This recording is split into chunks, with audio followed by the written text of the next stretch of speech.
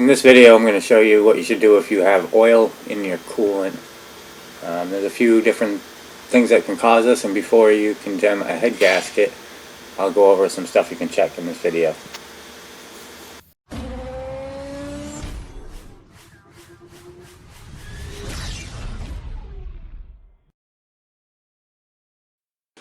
Okay, we need to figure out why we have oil in the coolant on this Volkswagen. Customer complained that the coolant light was flickering on and off, and upon further inspection we found the coolant reservoir was full of oil or transmission fluid. Not 100% sure at this point, but as you can see there, that does not look like coolant. So it's got an oil mixture in there in the overflow reservoir, so we need to find out oil is getting in this coolant system. There's only a few ways that it can get in here. On this vehicle would be the oil cooler, transmission cooler, or the head gasket. On some other vehicles it can be also be caused by intake gasket, but not on this vehicle. So most likely cause on this Volkswagen, seeing how this customer is not complaining of any overheating issues or anything like that, would be this oil cooler. So what we're going to do is we're going to go ahead and pull this thing off and test it today, and be able to show you how to tell if that is what's causing all this oil in this reservoir, because that's definitely a problem. I've checked the engine oil dipstick, and I've also checked the transmission fluid, and there's no signs of coolant in the engine oil, and there was no signs of coolant in the transmission fluid itself. So that's where we're at so far. Let's go ahead and show you how to get this oil cooler off so we can test it. First, I'm going to remove the two coolant hoses that go to the cooler itself. And this vehicle uses the coolant to actually cool the oil, so the coolant is flowing through this housing as it enters the oil filter, in turn cooling the oil off. Now, not all vehicles have oil coolers, but if yours does, which you can find out by doing a quick Google search, that's going to be the first thing you probably are going to want to check.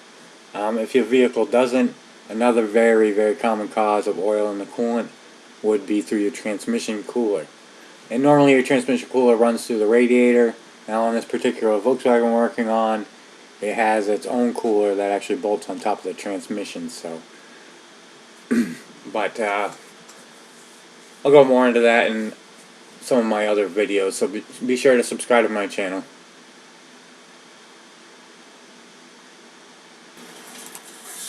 But this is probably something a DIYer could do themselves, you know, at home in their driveway. It's relatively easy to check. There's only one bolt that holds this cooler on. You'll see later on in the video here. So now I'm going to reach the vehicle and just taking the oil filter off. This can get a bit messy. You're definitely going to want some kind of catch pan or drain bucket. Now that we got this oil filter off, you can see there's one 27mm nut that you're going to have to remove.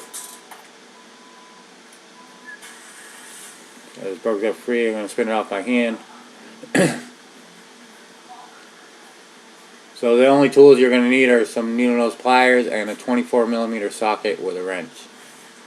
And I'll leave links to everything you need in the video description below. And then once you have that 24mm bolt off, you should be able to pull the cooler right down from there. So we can take this oil cooler out and test it and see if that's the reason why we're getting oil in our coolant. There's a gasket between the cooler and the engine block. And here's a little better view of where that cooler bolts up to the engine block. Alright, now that we got this cooler all out, I'm going to cap the ends of it. Because what we're going to be doing is we're going to be applying air into this cooler to see if it's leaking, and we're going to submerge it in water to check for any bubbles. Now another thing you can do with this as well is just cover one end with a finger and then suck through it and see if it holds vacuum. Just be sure you clean it good, because obviously coolant is poisonous. I actually did this before I did this test and I wasn't able to feel any leaks, so I'm going to proceed with pressurized air to see if it leaks.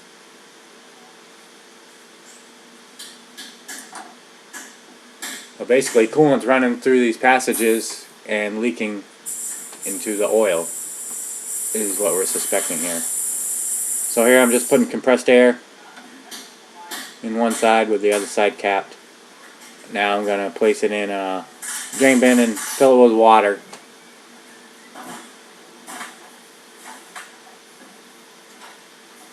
So we can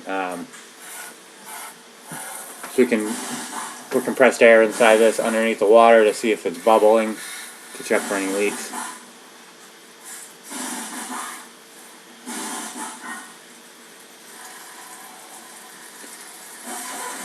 I'm going to go ahead and speed this part up real quick.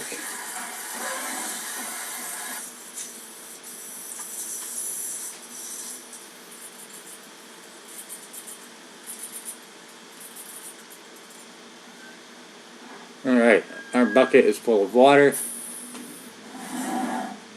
and we're going to go ahead and put air in this and see if we see any bubbles coming out. Okay, so I got about 120 psi of pressure in this oil cooler, and I'm not seeing any bubbles. So as far as this test goes, this cooler is actually passing. Now I'm not sure this is 100% reliable because temperature conditions change. There's a lot of variables, you know, so if this thing gets hot or cold, it could be leaking under certain circumstances. Right now, underneath this water, I'm not finding any leaks. So this would be a good time to go into some of the other things we'll check. So I'm going to go ahead and get this oil cooler reinstalled so we can hopefully find a definitive answer as to why there is oil in this coolant reservoir. So next we're probably going to try and do a CO test on this to test the head gaskets.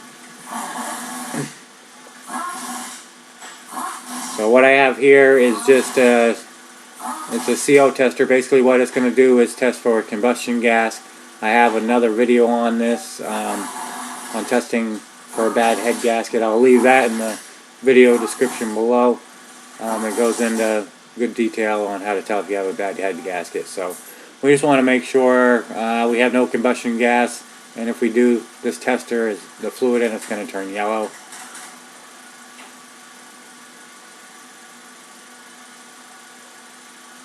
And I'm doing this with the engine running because, like I said, it's checking for combustion gas. So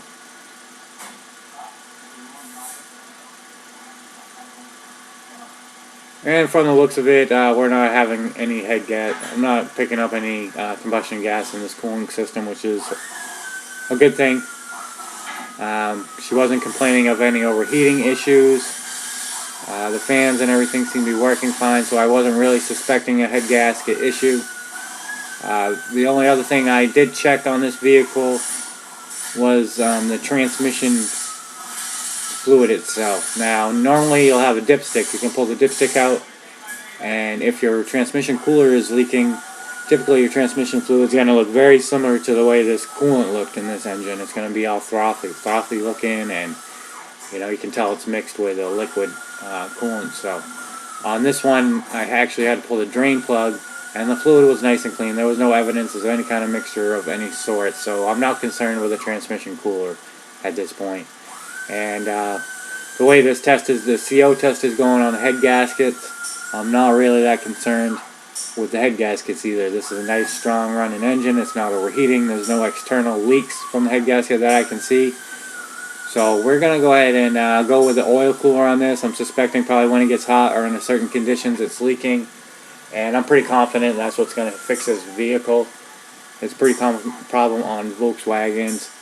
But every car is different, and transmission coolers are very common on GMs and other makes and models. Any questions or comments, be sure to leave them below. I'll answer all of them.